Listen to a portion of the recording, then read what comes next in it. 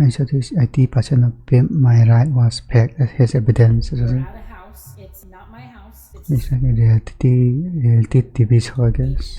And the contestants' houses weren't the only thing pimpmyride lied about. The reactions were staged and retaken multiple times. Certain upgrades were taken off as soon as the cameras cut. It's for a boat. Scripted. GPS for waterways. It will not work in your car. And disappointingly, even Exhibit himself had no real interest in cars. Soccer moms coming up to me, telling me about their husband and their car that he had since the 60s. And I was like, stop talking to me about this. I know as much as you do. When asked if the show was fake, a former contestant replied with a single word correct, which isn't surprising as the show even lied about who the contestants were. For example, in season 2, episode 10, Brooke was introduced as a 22-year-old film lover working hard to go to grad school, which had been fabricated by the producers as she was actually a 25-year-old cocktail waitress planning to move back to New York. The reason for this, as explained by Jake from season 3, was because pimpmyride only picked people making the emotional story, I guess. in their early 20s. There was a strict age limit of 22 years old. Confirming that the show was lying about contestants' details before filming had even Yeah, started. just way too old, huh? In the first 30 seconds of each episode, Exhibit emphasizes that each contestant doesn't know they're about to get picked. He has no idea. I'm about to pimp his ride. Yet this was strange as the contestant always answered Surely the door, that- always had a microphone on them, and even had their windows blacked out as if they didn't want cameras seeing inside. Well, it turns out Brooke, the supposed 22-year-old film lover, had been pre-selected by a friend to appear on the show, and as a result she'd state, when Exhibit showed up at my house to tell me I'd been chosen, not a surprise. What was a surprise was when the producers made me react and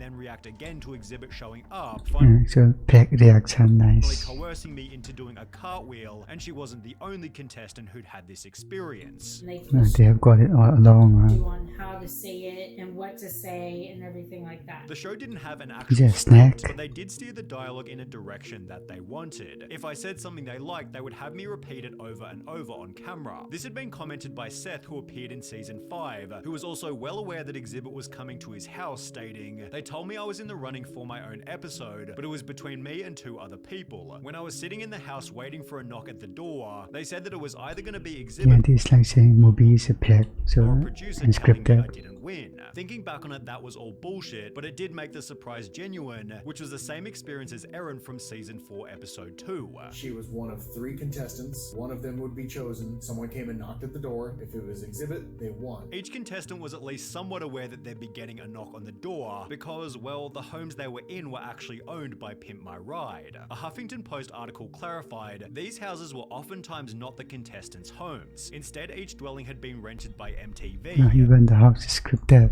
For example, when Jake from season 3 was asked, did the film crew show up and stage the whole surprise as part of the episode, he'd respond by stating it wasn't my house. It was a place owned by one of the crew members. Similarly, Seth from season 5 stated, the house was rented from Craigslist because I lived in an apartment, and they need a house with a big open driveway for filming, which is certainly reasonable, although sometimes the house was part of the person's story. In season 2, for example, Eric's car had supposedly been beat up in the rough streets of Compton. In Compton, ain't no street lights in Compton. However, judging What's up with the clothes? from a quick look at Google Maps, it seems the episode was filmed in a much nicer neighborhood. So if Eric's story was inconsistent and Brooke's story from earlier was downright fabricated, then who else's stories were exaggerated for the sake of the show? Well, it seems pretty much all of them. In season 3, Jake's Buick had been bought from his grandma who smoked, and as a result the show threw an extra few dozen cigarette butts in the car to make her just look like a totally disgusting person. On top of this, the show interviewed Jake's girlfriend toward the start of the episode, yet MTV apparently questioned me having a girlfriend and suggested I dump her because it was better for my desperate dude with a shit car image. A producer later responded by stating, why would we want a kid to break up with his I was affecting personal relationships. girlfriend? How would that have helped the show? So while Jake's claim about his girlfriend was somewhat questionable, the cigarette story was confirmed by Seth, who had a similar experience. I know I'm fat, but they went the extra mile to make me look extra fat by telling the world that I kept candy all over my seat and floor just in case I got hungry. However, it seems It is just wrong. the fakest story was Justin's in season 6. His front bumper had supposedly fallen off in a car crash. Here is the result of a 3-car pileup right here.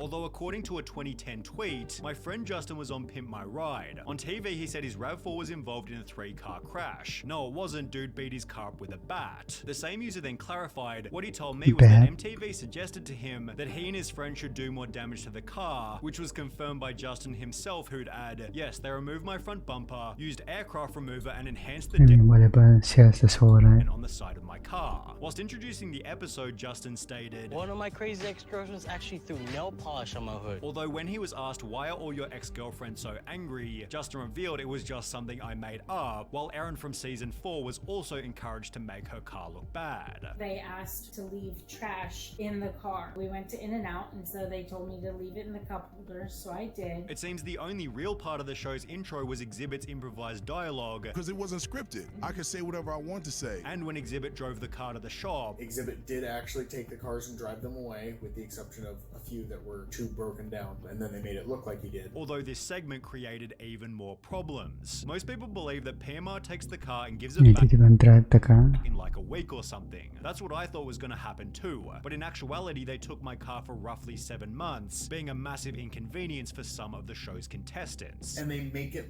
look like they're moving really, really fast, but in reality, they weren't. When asked for the 5 months they had your car, did they supply you with a replacement car? Justin from season 6 replied, no, they gave me $2,000 to rent a car. But I was 19 at the time. I rented a car for a month and it cost me $1,000, forcing Justin to find his own transport for the remaining Pocketed the rest, nice. 4 months. Seth from season Yoink. 5 had a similar experience, being forced to go to a really small shady company off the freeway by LAX because they were the only ones willing to rent to me because of my age. It sucked having that rental car because they wouldn't take payments over the phone, so once a month I had to drive all the way from West Covina to LAX just for them to swipe my card. Although the rental situation was better for other contestants, They had my car for about 6 months, and that time I had the rental car for 6 months as well. with Jake from season 3 adding, they gave me a really nice Mitsubishi Lancer to drive for the time they had. So is that LCD on a bumper? Jake from season 3 It's adding, crazy. they gave me a really nice Mitsubishi Lancer to drive for the time they had the Buick. In the meantime, the crew began to plan how the rides were going to be pimped, although according to a former production staffer, this was also somewhat staged. The boardroom scenes with the WCC crew took a long time to shoot. They often had to be fed line by line. Some of those guys never really got used to being on TV. Some of the lines in the shop probably seem rehearsed because producers would come up with them and feed them to the WCC guys, although excluding this, the mechanics were fairly innocent. The segment where they'd pimp the car was almost impossible to fake, They really did put shit in the vehicles and change everything out. but when contestants were shown what their new car looked like, Pimp My Ride employed even more staging. Finally came the day for the big reveal. They filmed my reaction to the car at least 10 times before I'd even seen 10 it. And when I times. did, holy hell. Poor Betsy looked like Barbie's dream car from hell. It was pimped to the nines and hideous. This had been written by Brooke, who gave a much different reaction during her episode, Beautiful, perfect color. Exactly the color I want. while every other contestant also filmed their reveal multiple different times. We had to take a lot of Oh, takes insane. over and over and over and over and over and over again. Justin stated they had to keep retaking my reaction. Seth stated I even had to do the reveal of the car like 3 times. However, Jake's reaction anecdote was the strangest of them all. His first real reaction to the Yeah, car 3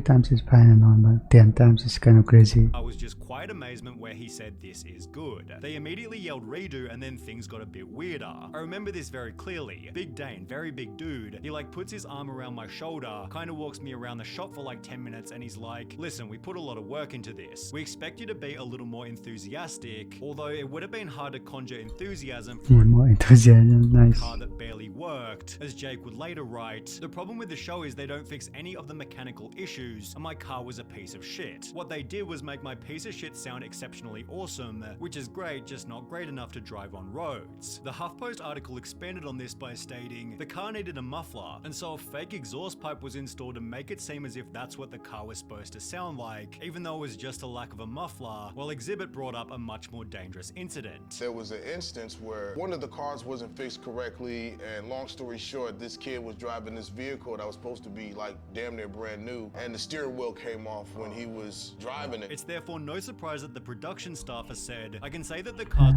the steering wheel okay often weren't fully ready when we shot the reveal. Some had to ที่จะ say copy ชอ stay อะไร in the shop another week or so to get finished before the kids got them back, especially if they had mechanical issues, and it was Seth and his candy bars who seemed to fit this category. Pimpmyride doubled down on his supposedly crappy diet by installing a cotton candy machine in the boot of the car, which didn't even work as the cotton candy machine didn't have a protective hood that fit. So if I tried turning it on, it would get candy strands everywhere. Very messy, so I never used it again after the shoot. Seth also never used the LED lights installed in the seats as they would get really hot if left on, while he also had to remove the gull-wing doors because the pistons used to lift them kept them from putting seatbelts in the back, which was highly dangerous. To add a cherry on top of the cake, he had to fork out a further $1,700 for a brand new engine, then adding, after that I drove actually spending money for a month before Is it a someone picture? hit me and totaled it. However, the end to Justin's RAV4 was even more brutal. After 5 years of taking his pimped out ride to car shows, Justin's RAV4 caught on fire whilst driving as a result of faulty wires. It was later confirmed that this had nothing to do with the show, and at least Justin's car it's actually dangerous was the same one he first sent in, as when Tavrish uploaded a video titled I bought an abandoned Pimp My Ride minivan, he'd make a shocking discovery. The show originally introduced the minivan as a 1998 Plymouth Grand Voyager, however Tavrish discovered the car was now a 1999 Dodge Caravan, showing that after they wrecked the original minivan, the show sneakily pimped a completely different car. As a result, Exhibit has been the brunt of most of the show's backlash. I was the face of not even the same car oh you know what boy I'm saying? So people associate me with what happened to the car. Which feels pretty unfair given every contestant has said he's an awesome guy. In fact, Exhibit only did Pimp My Ride for the following reason. I actually did Pimp My Ride because I thought they was gonna play my music videos. However, it instead seemed to have the opposite effect. The show was taking away my credibility of what I've already done. It was taking so much time. I wasn't able to tour. I wasn't able to record albums. Oh, damn, I definitely didn't know. he's been doing too much You know, I was there filming. Which is even more depressing given he was barely paid for it. But at that particular time, you wasn't really happy with the pay though. Nah.